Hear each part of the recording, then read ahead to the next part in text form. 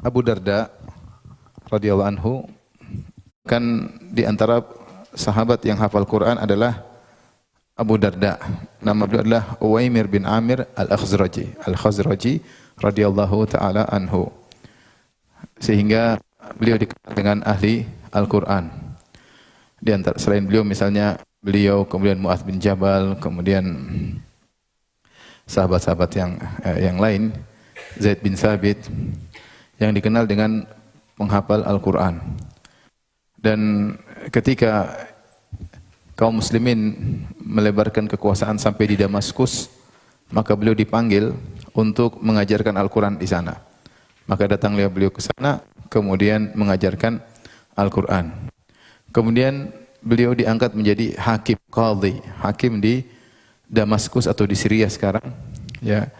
Kemudian beliau meninggal di masa pemerintahan Utsman bin Affan. Ada yang mengatakan pada tahun 32 Hijriah. Utsman bin Affan wafat 35 Hijriah, beliau wafat pada 32 Hijriah. Ini Abu Darda-nya. Istri beliau Ummu Darda yang Al-Kubra, yang senior, wafat 2 tahun sebelumnya. Wafat 2 tahun sebelumnya. Adapun di antara kisah antara Darda dengan Ummu Darda yang senior adalah di antaranya dalam hadis yang diriwayatkan oleh Imam Bukhari, ya, tentang kedatangan Salman Al-Farisi ke rumah Abu Darda.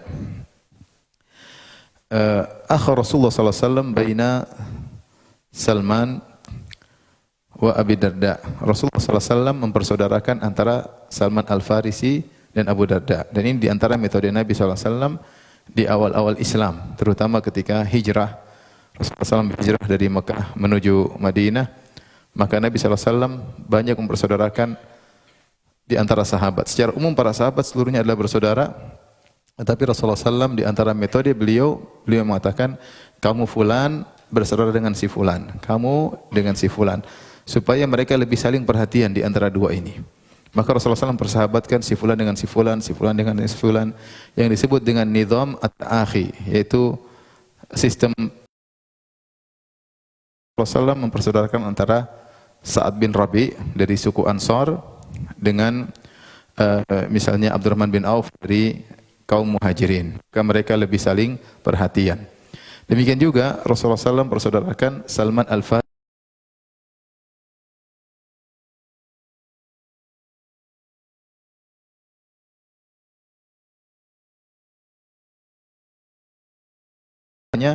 saling kunjung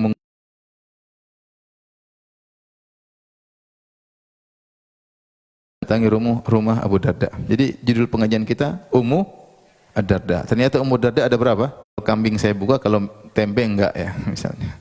Tapi intinya seorang yang berpuasa dia boleh berbuka. Taib. Akhirnya Salman memaksa Abu Darda untuk buka puasa. Akhirnya mereka makan bersama. Falamma kana al-lail, akhirnya ternyata Salman tidak pulang. Salman masih di situ. Ketika tiba malam hari, zahaba Abu Darda liyaqum. Abu Darda di awal malam sudah pingin bangun salat malam. Faqala lahu Salman, "Nam." Kata Salman, tidur dulu, belum saatnya. Masih di awal malam. Fanama. Thumma dhahaba yaqum. Kemudian berapa lama kemudian dia bangun lagi ingin salat malam. Faqala lahu nam, kata Salman, tidur belum saatnya. Fanama, dia pun tidur lagi. Sudah 2 kali bangun disuruh tidur. Falamma kana inda subh qala Salman qumil an. Ketika sudah menjelang pagi, yaitu sepertiga malam yang terakhir, maka Salman berkata, qumil an, sekarang saatnya apa? Bangun. Faqama fasallaya, mereka pun bangun dan mereka pun salat malam. Faqala, setelah itu Salman Al-Farisi kemudian memberi nasihat. Perhatikan di sini, Salman Al-Farisi juga ketika ada informasi dari Ummu Darda, dia tidak langsung menghukum, tapi dia cross check langsung. Dia tidur di situ, dia cek. Kenapa Ummu Darda mengatakan suamiku tidak butuh dengan dunia? Ternyata dia cek benar. Ternyata siang hari puasa, malam hari salat malam. Kalau gitu kapan menyentuh istri?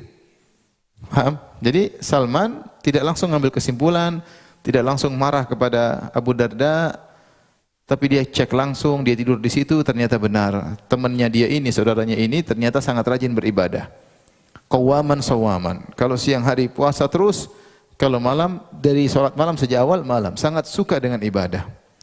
Setelah Salman sudah memastikan memang kondisi Abu Darda begitu suka dengan ibadah sehingga dalam tanda kutip Ummu Darda Al-Kubra, Ummu Darda yang senior terbengkalai atau terlalaikan atau tidak diperhatikan, maka saatnya dia menasihati saudaranya.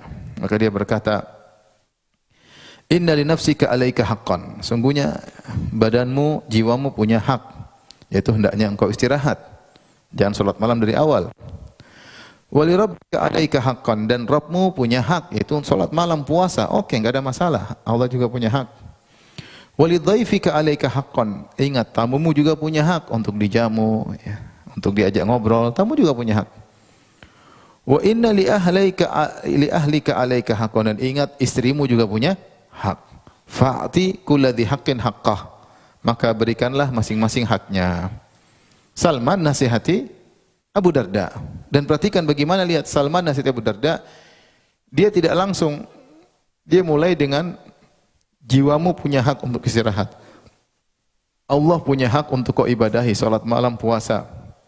Tamumu punya hak untuk ditemani, dijamu.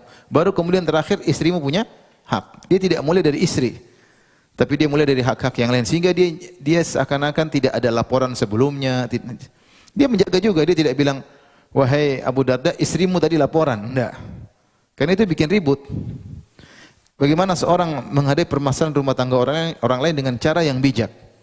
Bagaimana Salman Al-Farisi masuk dalam urusan rumah tangga orang lain tapi dengan cara yang bijak. Dan dia tidak langsung tembak masalah istri, dia bicara dulu masalah yang lain. Bahkan masalah istri dia akhirkan, dia katakan, dirimu punya hak untuk kau istirahat, Allah punya hak untuk kau ibadahi, kemudian tamumu juga punya hak untuk kau ngobrol, untuk kau hormati, kemudian istrimu juga punya hak, dan berikanlah masing-masing haknya.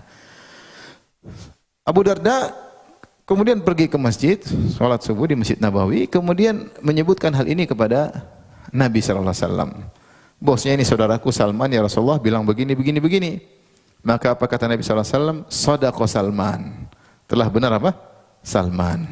Sehingga perkataan Salman ini, inna li rabbika 'alaika haqqan, Rabbmu punya hak, wa li jasadika 'alaika haqqan, jasadmu punya hak, wa li dhaifika 'alaika haqqan, tamumu punya hak, wa li ahlika 'alaika haqqan, istrimu punya hak, fa'ti kulladzi haqqin haqqah, berilah masing-masing haknya.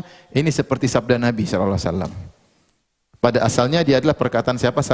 Salman. Tapi Nabi mengatakan Salman telah benar.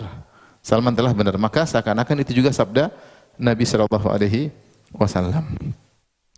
Inilah kisah yang kita dapatkan dari Salman Al-Farisi bersama Abu Darda, dan Abu Darda dengan istrinya Ummu Darda Al-Kubra. Dan ini dalil bahwasanya seorang ketika menjalankan ibadah maka bukan ikut hawa nafsunya, karena masing-masing ada porsinya. Ketika dia berlebih-lebihan dalam satu porsi, ya, maka dia akan menumbalkan porsi yang lain. Contoh, dia beribadah berlebih-lebihan padahal dia punya anak istri, maka dia bisa menumbalkan anak apa? Istrinya. Ini tidak boleh. Ini tidak boleh. Bosnya istri juga perlu diperhatikan, ya. Oleh karenanya pernah ada seorang ibu-ibu, kebetulan waktu hajian ketemu dengan saya, kemudian dia mengeluh tentang suaminya. Dia bilang, "Ustaz, suami saya selalu pergi keluar berdakwah, tidak pernah menyentuh saya." Saya bilang, "Berapa lama keluar berdakwah?" "Sampai berbulan-bulan, Ustaz." Saya bilang, "Bu, sampaikan aja kepada Bapak, Pak, saya rindu, ingin dimesrain, ingin disentuh." "Sudah, Ustaz, sudah saya sampaikan." "Terus apa kata Bapak?" "Kata Bapak, kamu itu tidak sabar. Ibrahim alaihissalam saja ninggalkan Hajar 27 tahun. Kamu baru berapa bulan tidak sabar." Jadi ini adalah salah paham, ya, karena Ibrahim yang menyuruh Ibrahim siapa? Allah, ya. Adapun kamu yang nyuruh siapa, gitu gampangannya. Intinya wallahu alam. Sejak saat itu maka Abu Darda kemudian mungkin merubah sikapnya terhadap istrinya. Maka tidak ada lagi masalah keluarga. Sampai akhirnya Abu Darda pindah ke Syam, ke Damaskus bersama istrinya. Dia mengajar, istrinya juga mengajar. Ummu Darda Al-Kubra juga mengajar. Dia seorang sahabiyah, orang yang alim. Sampai akhirnya dia meninggal sebelum Abu Darda.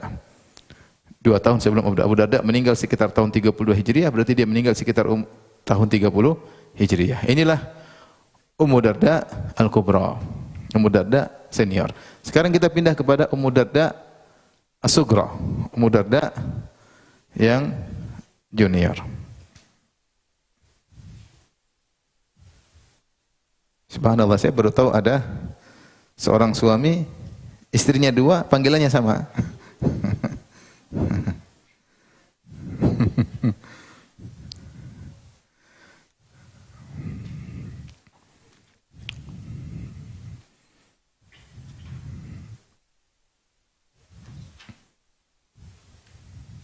Taib, adapun Ummu Darda As-Sugra, maka namanya adalah Juhaimah bintu Huyai Al-Wasabiyah. Al-Wasabiyah. Ada yang mengatakan Al-Awsabiyah. Asalnya dari Himyar, dari Yaman, kemudian tinggal di Suriah bersama suaminya. Jadi disebut Al-Himyariyah yang menunjukkan Yaman, Ad-Dimashqiyah yang menunjukkan dia tinggal di Damaskus, tapi asalnya dia dari Yaman. Namanya Hujaimah. Hujaimah bintu Huyai. Hujaimah bintu Huyai Al-Wasabiyah. Al-Wasabiyah. Al-Wasabiyah. Beliau dikenal dengan Ummu Darda As-Sugra. Ummu Darda As-Sugra. Siapakah beliau ini? Ya. Inilah wanita yang sangat salehah, ya. Saya bacakan tentang biografi beliau, ya.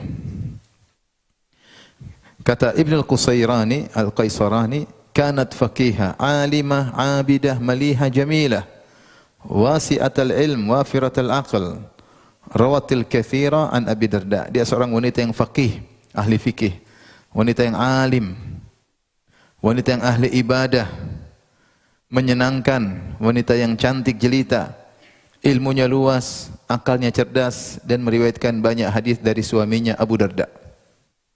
Dari suaminya Abu Darda. Az-Zahabi rahimahullah juga membacakan biografi beliau setelah menyebutkan nama beliau, wahia Ummu Darda As-Sugra, dikenal dengan Ummu Darda As-Sugra, Ummu Darda junior. Rawat ilman jamman an zawjiha Abi Darda. Dia telah meriwayatkan ilmu yang banyak dari suaminya Abu Darda. Perhatikan, dia belajar ilmu dari siapa? Suaminya. Inilah ciri suami yang soleh, mengajarkan ilmu kepada istrinya. Bukan ngajarin beli tas branded.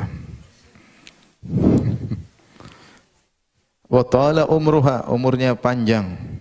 Washtaharat bil ilmi wal amali waz zuhud, terkenal dengan ilmu dan amal dan zuhud. Kemudian muridnya juga banyak. Haddatha anha, meriwayatkan darinya, banyak yang meriwayatkan dari dia. Dia perawi hadis.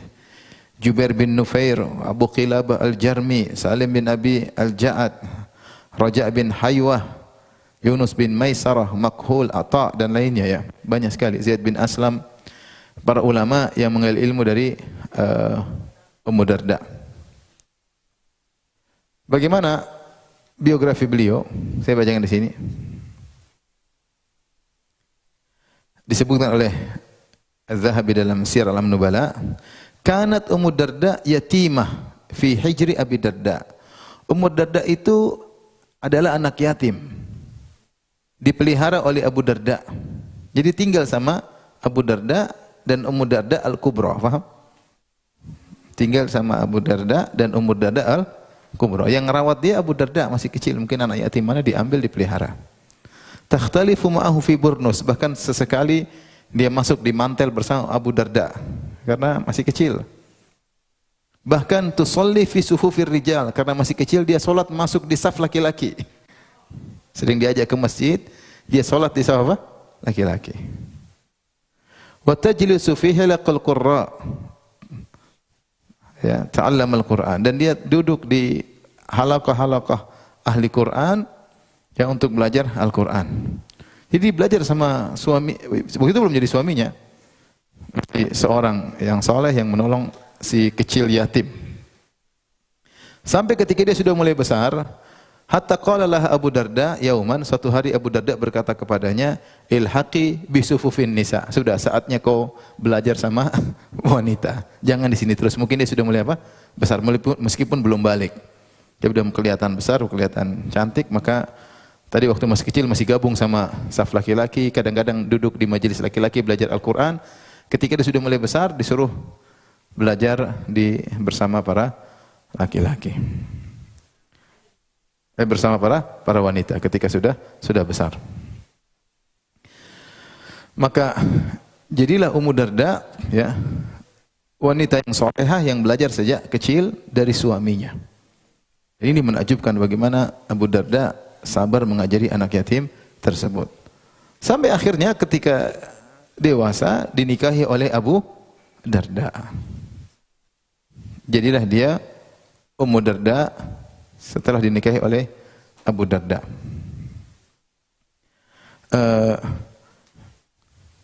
Kemudian jadilah dia wanita salehah dan dia menemani kehidupan rumah tangga Abu Darda sampai Abu Darda meninggal dunia. Abu Darda meninggal dunia sekitar tahun 32 Hijriah. Ummu Darda ini karena dia waktu dinikahi masih sangat muda, dia masih hidup lama setelah wafatnya Abu Darda. Dia wafat pada tahun 81 atau lebih Hijriah. Ada yang mengatakan tahun 90, ada yang mengatakan 81. Taruhlah dia wafat 81. 81 kurang 32 berapa? 81 kurang 32. Iya, dia masih hidup sekitar 50 tahun setelah suaminya meninggal. Dan dia terkenal cantik jelita. Terkenal cantik jelita. Oleh karenanya setelah dia meninggal dunia, dia dilamar oleh Muawiyah radhiyallahu taala anhu. Siapa Muawiyah? Muawiyah ketika itu kalau bukan gubernur Syam, karena di zaman itu di zaman Utsman bin Affan gubernur Syria adalah Muawiyah. Kemudian Abu Darda hakimnya, paham? Abu Darda hakimnya. Ya. Setelah Abu Darda meninggal dunia, maka yang melamar Ummu Darda adalah Muawiyah. Kalau dia ngelamar masih di zaman pemerintahan Utsman, berarti ketika itu Muawiyah statusnya sebagai gubernur. Kalau dia melamar di zaman pemerintahan Muawiyah, berarti Muawiyah khalifah. Saya tidak tahu kapan dia melamar Ummu Darda. Tetapi kalau bukan sebagai gubernur, sebagai apa? Khalifah. Dan ingat, Muawiyah ini dari Quraisy. Dia dari Quraisy, dari Bani Umayyah, Quraisy. Dan kita tahu kabilah terbaik adalah kabilah Quraisy, sebagaimana kabilahnya Nabi Muhammad sallallahu alaihi wasallam. Apalagi yang dikurang dari Muawiyah, tidak ada yang kurang.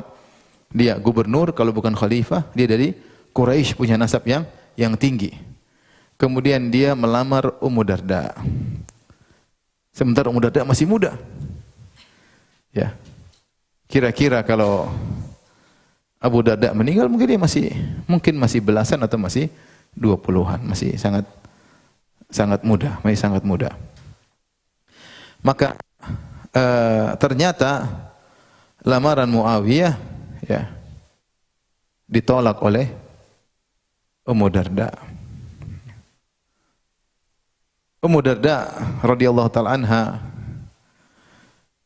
menyampaikan bahwasanya saya mendengar hadis dari suamiku bahwasanya Rasulullah SAW bersabda, innal mar'ah li akhiri azwajiha, bahwasanya wanita itu di surga bersama suaminya yang terakhir. Wala uridu li Abi Darda badilan, dan saya tidak mau mencari pengganti selain Abu Darda. Jadi ternyata dia sangat cinta kepada siapa? Abu Darda, padahal dengan usia yang sangat jauh berbeda. Tapi dia sangat cinta sama Abu Darda. Ini yang lamar bukan sembarang orang. Ini melamar apa? Gubernur Muawiyah, kalau bukan khalifah. Dan kita tahu kalau kita baca sirah para sahabat dulu, hampir-hampir tidak ada, mohon maaf, janda yang nganggur itu hampir enggak ada. Setiap ada yang meninggal dilamar oleh sahabat yang lain. Sebagai bentuk perhatian kepada kawannya. Kawannya sudah meninggal, maka dia ingin ngurus apa? Istrinya. Kalau kita baca sejarah, hampir-hampir tidak ada janda yang nganggur. Jadi janda, kalau sudah janda ditunggu masa idahnya selesai langsung dilamar. Itu bentuk saling tolong menolong. Ya. Yang itu hilang di zaman sekarang. Hilang atau tidak? Hilang. Saya cuma cerita ya, jangan salah paham. Intinya Ummu Darda dilamar oleh Muawiyah dan Ummu Darda tidak mau. Kenapa Ummu Darda sangat cinta kepada Abu Darda? Akhirnya Muawiyah menasihati Ummu Darda dengan berkata, "Alaiki bisiyam." Hendaknya kau berpuasa. Wallahu alam, mungkin Muawiyah melihat Ummu Darda begitu masih muda, tapi tidak mau menikah lagi, berarti dia butuh apa? Puasa. Disebutkan dalam riwayat ya, Ummu Darda pernah berkata ketika Abu Darda mau meninggal dunia. Jadi yang meninggal dulu Ummu Darda Kubra, yang junior meninggal, 2 tahun kemudian baru Abu Darda. Ketika Abu Darda akan meninggal dunia, maka Ummu Darda junior berkata kepada suaminya, "Innaka khatabtani ila ahli." Wahai Abu Darda, kau telah melamarku dari keluargaku. Fid dunya, ketika dunia. Fa ankahuka, dan akhirnya mereka menikahkan engkau denganku. Ini Abu Darda mau meninggal dunia. Wa ana akhtubuka ila nafsika fil akhirah. Saya sekarang melamar kamu untuk di akhirat.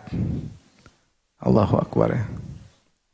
Dia bilang, saya ngelamar kamu untuk di akhirat. Ya. Hendaknya kau terima lamaranku. Supaya kita menikah terus sampai di mana? Di akhirat. Apa kata Abu Darda? Fala tankihina ba'di. Kalau gitu jangan kau nikah lagi setelah aku meninggal. Kalau ingin tetap bersamaku, jangan kau nikah lagi setelah aku meninggal. Subhanallah. Ini cinta sejati dari seorang wanita kepada suami. Dan ini sudah sering saya sampaikan bagaimana potret rumah tangga para sahabat. Mereka menganggap suami mereka adalah suami yang terbaik. Seperti Ummu Salamah radhiyallahu taala anha, ketika suaminya meninggal Abu Salamah, maka dia pun mengingat doa yang pernah diajarkan oleh suaminya kepadanya, yang diriwayatkan dari Nabi sallallahu alaihi wasallam, bahwasanya kalau orang terkena musibah maka berdoa, Allahumma ajurni fi musibati hadza wa akhlif li khairan minha. Ya Allah, berilah aku pahala atas musibahku ini. Maka Ummu Salamah pun baca doa tersebut. Dia mengatakan, ya Allah, berilah aku pahala atas musibah yang menimpaku, yaitu suami yang sangat dia cintai meninggal dunia. Ketika dia ingin baca doa selanjutnya, berilah aku ganti yang lebih baik, maka dia tahan mulutnya. Dia tidak bisa mengucapkannya. Dalam hatinya berkata, siapa yang lebih baik dari suamiku? Subhanallah.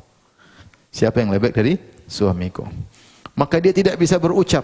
Dia ingin mengatakan, ya Allah, berilah ganti lebih baik dari suamiku. Dia tidak bisa berucap. Dia mengatakan, siapa sih yang lebih baik dari suamiku?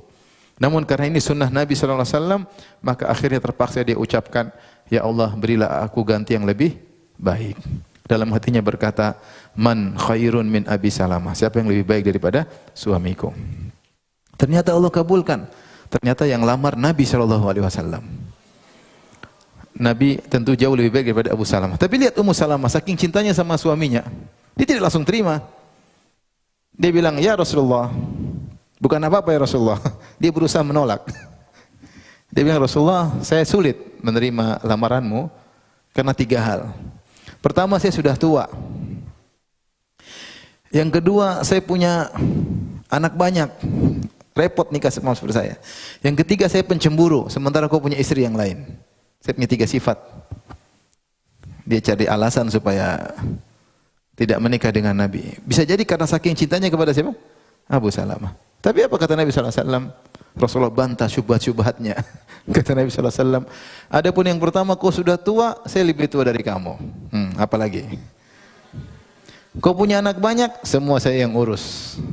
Yang ketiga, cemburu, saya berdoa agar kau hilang cemburumu. Dan benar, setelah itu menikah dengan Ummu Salamah. Ummu Salamah tidak dikenal sang pencemburu dalam istri-istri Nabi. Istri Nabi ada yang cemburu-cemburu, tapi Ummu Salamah tidak. Jadi maksud saya yang jadi perhatian saya di sini, perhatian kita, sampai Ummu Salamah begitu cinta kepada suaminya Abu Salamah, sampai dia berkata, siapa yang lebih baik daripada suamiku? Dan ingat, mereka berdua bukan orang kaya. Kisah perjalanan mereka insya Allah nanti kita sampaikan pada kisah tersendiri. Kisah dengan penuh penderitaan, dengan kesederhanaan, dengan kesusahpayahan. Tapi kebahagiaan bukan harus dibangun di atas apa? Kemewahan. Ya. Dan itulah para sahabiyat, ya. Sebagaimana kisah istrinya Utsman bin Affan, ya. Nailah bintul Farafisah, yang terkenal cantik jelita dan umurnya juga beda jauh dengan Utsman. Ketika Utsman meninggal dunia, dia dilamar oleh banyak lelaki. Karena terkenal cantik jelita, bahkan dikenal giginya, kalau dia sudah bicara terlihat giginya sangat indah, giginya tersebut. Maka dia akhirnya patahkan giginya biar tidak ada yang melamar lagi. Kenapa? Dia tidak ingin cintanya kepada Utsman luntur. Luar biasa ya. Dan ingin hidup bersama Utsman sampai di akhirat. Dan demikianlah para sahabiat.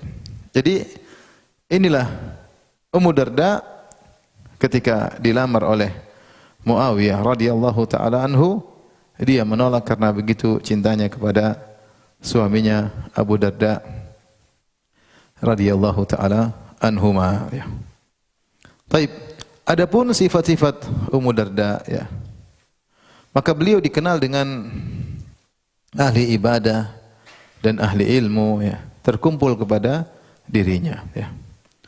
Di antaranya dia sangat hormat sama suaminya. Tadi selain dia cinta, dia sangat hormat sama suaminya.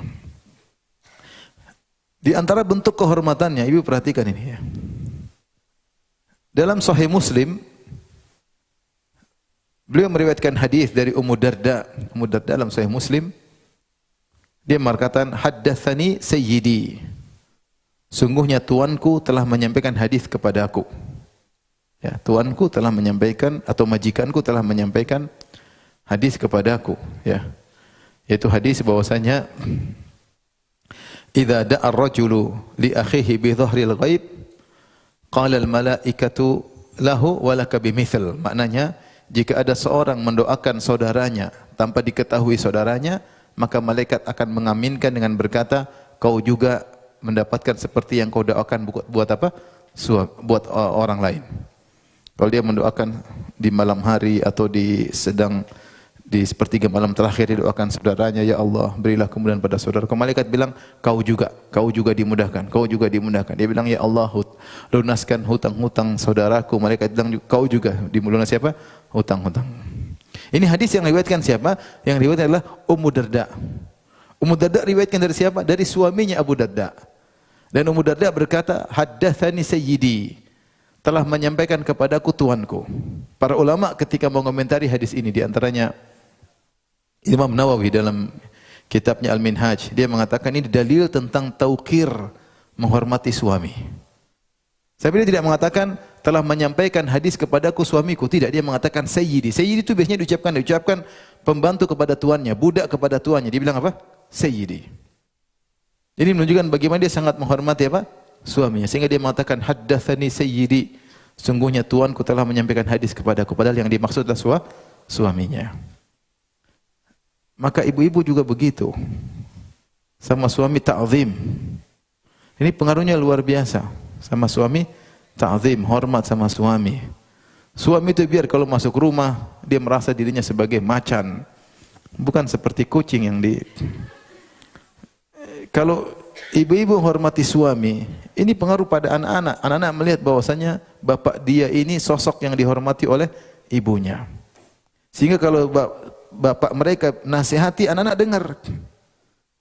Tapi kalau lihat bapaknya diomelin terus sama ibunya, jatuh harga diri apa? Bapaknya. Saya pikir ayah saya macan, ternyata kucing kurus kerempeng. Tiap hari diomelin apa? Ibu saya. Dan itu pengaruh dalam psikologi anak-anak. Lihatlah bagaimana sahabat mereka sangat hormat kepada suami mereka. Ummu Darda as-Sughra, tabi'iyah, sampai dia berkata haddatsani sayyidi. Ini yang mulai hilang di zaman sekarang ini. Istri tidak hormat sama suami. Saya kan sudah bilang dalam pembahasan kita sebelumnya. Allah mengatakan, ya, ar-rijalu qawwamuna 'alan nisa, para lelaki adalah pemimpin bagi para wanita.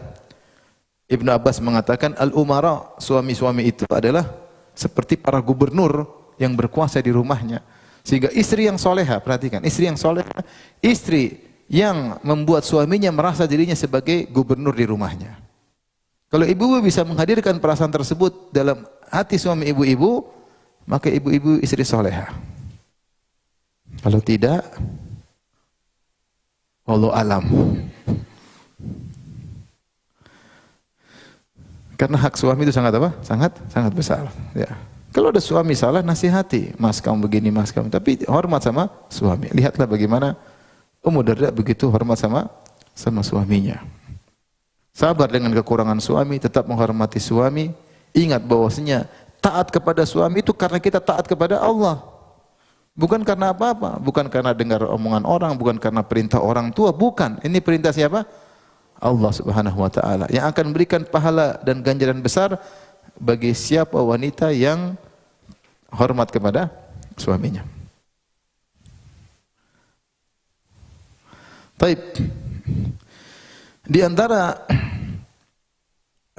kemuliaan Ummu Darda, beliau sering mengajarkan ilmu, bahkan beliau punya majelis ilmu. Disebutkan beliau 6 bulan di Damaskus dan 6 bulan di Baitul Maqdis.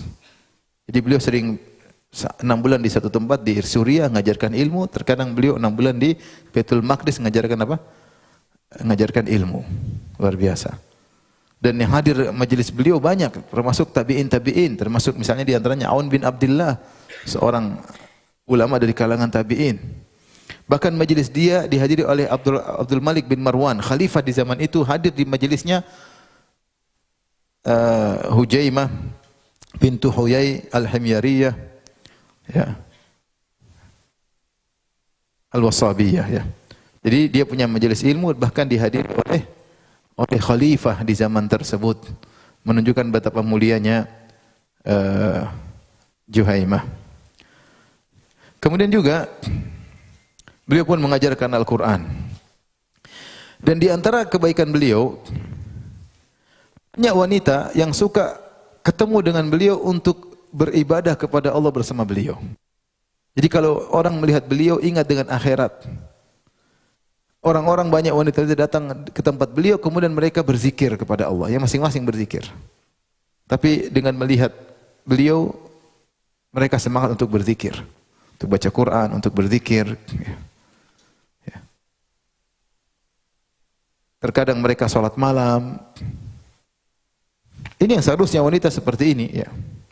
Bukan seperti di zaman kita, kebanyakan wanita kumpul bukan untuk ibadah, kebanyakan untuk hal yang tidak bermanfaat, kebanyakan untuk buang-buang waktu, ya. Namun Ummu Darda tidak demikian. Suatu hari kata Aun bin Abdullah, salah seorang murid beliau, berkata, "Kunna najlis ila Ummi Darda." Kami duduk bersama Ummu Darda. Fanadhkurullaha indaha. Kami pun berzikir, masing-masing berzikir di sisi beliau karena ini guru mereka, dan kalau bersama Ummu Darda mereka semangat untuk beribadah. Kemudian kami berkata, faqalu la'allana qad amlalnaki. Wahai guru kami, wahai Ummu Darda, kami khawatir kami membuat engkau bosan. Ya, zikir terus. Maka Ummu Darda berkata, taz'umuna annakum qad amlaltumuni. Kalian menyangka kalian buat saya bosan? Faqad talabtul ibadata fi kulli syai'in fama wajadtu syai'an ashfa li sadri wala ahra an usiba bihi alladhi uridu min majalisi dzikr. Kata dia, saya sudah mencari ibadah dalam segala hal, aku tidak mendapati ibadah yang paling menyenangkan hatiku, yang paling memuaskan dadaku seperti zikir pada Allah Subhanahu wa taala. Bagaimana saya mau bosan? Bagaimana saya mau bosan? Ia dikenal tukang zikir, selalu berzikir kepada Allah, baca Quran, berzikir. Ya. Tidak ada waktu kecuali berzikir kepada Allah Subhanahu wa taala.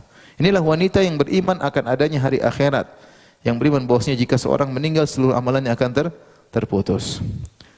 Maka hendaknya para ibu-ibu sisihkan waktu untuk berzikir kepada Allah. Ya, kurangi itu medsos, kurangi yang tidak bermanfaat, ya. Relasi-relasi mulai dikurangi. Dahulu disebutkan penduduk Madinah kalau sudah usia 40 tahun maka mereka fokus ibadah. Mereka mulai meninggalkan kegiatan-kegiatan duniawi. Kalau sudah usia berapa? 4, bukan 80, 40. Ini ibu-ibu zaman sekarang sudah usia 40 semakin banyak apa? Relasi. Semakin banyak relasi. Kapan mau fokus ibadah? Maka nasihat buat saya pribadi sebelum kita menyesal di kemudian hari, dan juga ibu yang dirahmati Allah Subhanahu wa taala, kurangi relasi. Kita punya relasi secukupnya, teman-teman dekat, mungkin relasi bisnis secukupnya. Yang tidak bermanfaat sudah left. Agar kita punya waktu untuk apa? Berzikir. Punya waktu untuk khatam Quran. Ini bulan lewat, bulan lewat, Quran tidak khatam. Padahal Quran baru ada. Enggak pernah kita. Aplikasi Quran semuanya ada, tapi enggak pernah dibaca. Ini repot. Nanti kalau kita meninggal gimana? Apa yang mau kita bawa di hadapan Allah Subhanahu wa taala? Oleh karenanya ini contoh nyata dari Ummu Darda, ya, As-Sughra, bagaimana beliau begitu takwa kepada Allah Subhanahu wa taala.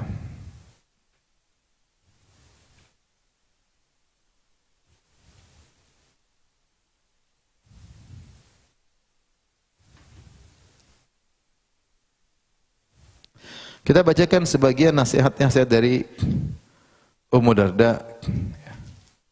Di antara nasihat beliau, Utsman bin Hayyan berkata, sami'tu Ummu Darda berkata, aku mendengar Ummu Darda berkata, inna ahadahum yaqulu Allahumma rzuqni, sungguhnya salah seorang dari kalian berdoa, ya Allah berilah rizki kepadaku.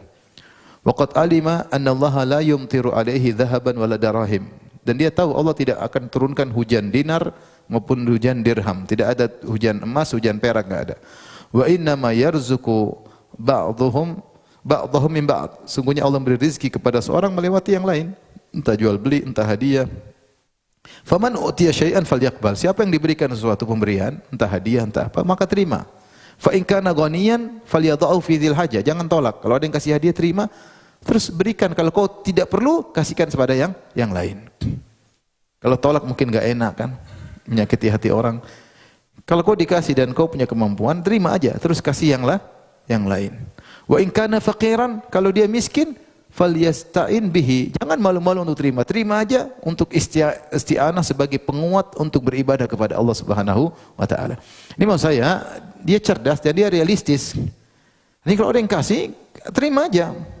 Ada hadiah, ada apa, pemberian, terima. Kalau kau tidak perlu, kasihkan yang lain. Kalau ternyata kau perlu, gunakan untuk bisa isti'anah beribadah kepada Allah Subhanahu wa taala. Di antara nasihat beliau juga dari Utsman bin Hayyan juga beliau berkata, akalna ma Ummi Darda ta'aman fa aghfalna alhamdulillah. Kami suatu hari makan bersama Ummu Darda suatu makanan, lalu kami lupa untuk memuji Allah Subhanahu wa taala. Faqalat ya baniya, dia sudah sangat tua dan ini murid-muridnya masih sangat muda-muda. Dia mengatakan, wahai putra-putraku, wahai murid-muridku maksudnya, la tada'u an ta'damu ta'amakum bi dzikrillah, jangan kalian lupa untuk mencampurkan makanan kalian dengan zikir kepada Allah Subhanahu wa taala. Aklan wa hamdan, makan sambil memuji Allah Subhanahu wa taala, khairun min aklin wa samtin, daripada makan diam-diam. Ini isyarat di antara adab. Kalau kita makan, di sela-sela makan kita baca apa? Alhamdulillah, subhanallah. Di sela makan kita berzikir kepada Allah Subhanallah. Bahkan dalam ketika makan, mereka masih ingat kepada Allah Subhanahu wa taala. Ini. Dan itu di antara sunnah Nabi sallallahu alaihi wasallam, yaitu dalam ketika makan juga diiringi dengan zikir kepada Allah Subhanahu wa taala. Kemudian di antara nasihat beliau juga, beliau berkata, ta'allamul hikmata sigaran ta'allamu biha ta'malu biha kibaran. Pelajarilah hikmah-hikmah ketika kalian masih kecil atau masih muda, dan kalian akan mengamalkannya ketika sudah besar. Ini terkadang anak-anak kita ajarin aja, ajarin nasihat-nasihat, kita sampaikan. Nanti ketika besar mereka ingat, oh ini pernah ayah saya pernah sampaikan. Kadang kita punya pengalaman kehidupan, kita bilang disampaikan, nak, kamu jangan begini. Ini pengalaman hidup ayah. Mungkin dia belum mendapatkan, tapi dia akan ingat. Suatu saat ketika dia menghadapi cobaan yang mirip yang pernah kita hadapi, dia akan tahu solusinya. Jadi ketika masih kecil kita ajarin anak-anak tentang hikmah-hikmah, perkataan-perkataan bijak, menjadi pegangan pedoman bagi kehidupan mereka. Ini ide yang bagus juga kalau misalnya di sekolah dikumpulkan kata-kata hikmah yang merupakan pedoman-pedoman kehidupan. Kalau di Arab sana banyak. Di Arab sana banyak pedoman-pedoman kehidupan. Jadi kalau kita terjadi sesuatu, mereka ucapkan. Mereka hafal karena mereka sering dengar dari orang tua mereka. Ya. Kata-kata hikmah itu merupakan pedoman apa? Kehidupan.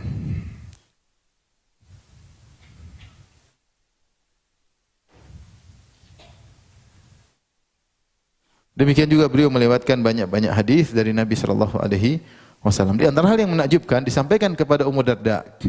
Wahai Ummu Darda, bahwasanya ada sebagian orang mencelamu.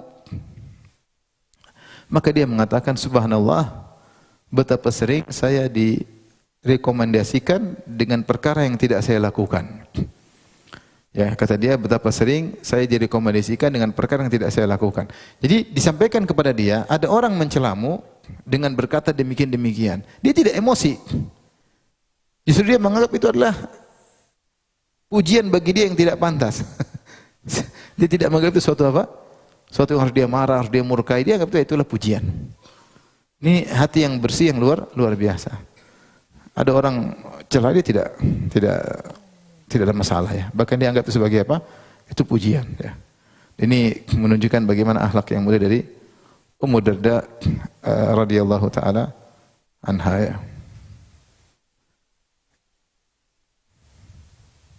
Di antara hadis-hadis yang beliau sampaikan, ini kita bahas yang terakhir dalam Sahih Muslim, Ummu Darda menyampaikan, sami'tu Abu Darda, aku mendengar suamiku Abu Darda berkata, jadi satu hari Abdul Malik bin Marwan mengirim kepada Ummu Darda bi anjat. Anjat itu perkakas rumah tangga seperti karpet, kemudian bantal-bantal, kemudian sitar-sitar, hadiah buat Ummu Darda. Ya. Di malam hari maka Abdul Malik bin Marwan khalifah memanggil pembantunya. Sepertinya pembantunya lama, tidak datang cepat untuk mengantar hadiah kepada Ummu Darda. Akhirnya Abdul Malik bin Marwan pun melaknat pembantunya. Dilaknat karena terlambat. Ketika di pagi hari, maka Ummu Darda menasihati khalifah. Dia mengatakan, sami'tuka lailata la anta khadimaka hina da'autahu. Saya mendengar semalam engkau melaknat pembantumu ketika kau panggil dia dan dia telat. Ingat, aku mendengar suamiku berkata, Rasulullah SAW bersabda, la yakunul la'anun syufa'a wala syuhada'a yaumal qiyamah. Sungguhnya orang tukang melaknat tidak akan menjadi pemberi syafaat dan tidak akan menjadi pemberi saksi bagi saudara-saudaranya pada hari kiamat kelak. Orang suka melaknat tidak akan bisa beri syafaat. Padahal syafaatlah kemuliaan. Seorang kalau diberi syafaat oleh Allah pada hari kiamat kelak, dia bisa beri syafaat kepada orang-orang yang dia cintai. Intinya dia menasihati khalifah ya, tanpa ragu-ragu untuk menasihati khalifah. Kalau salah dia tegur ya.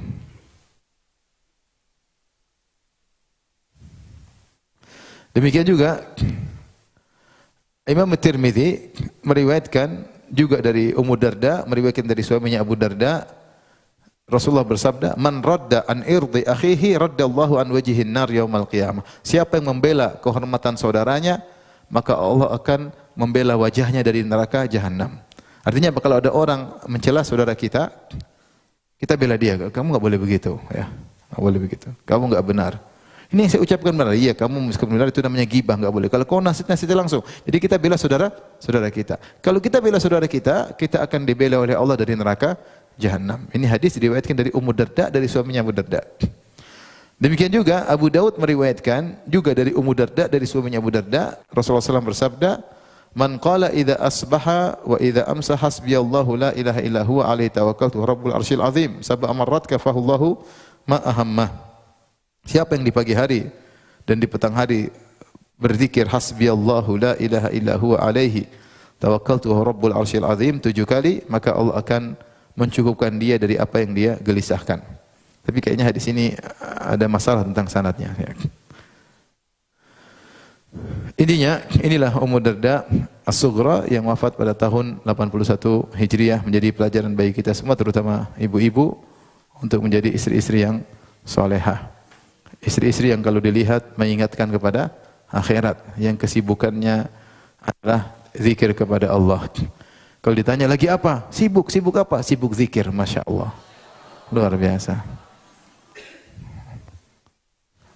Ibu kemana? Sibuk. Sibuk apa? Sibuk apa? Biasanya ibu apa? Sibuk ke mall.